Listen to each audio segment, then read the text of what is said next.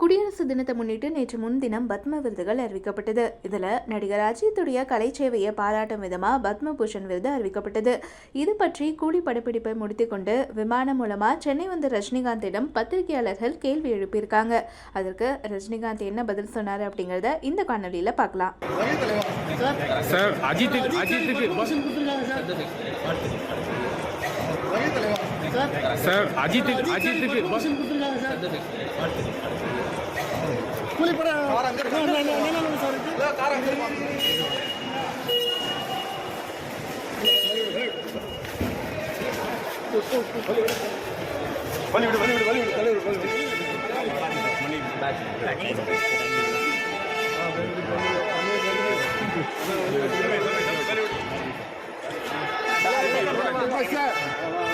What is that?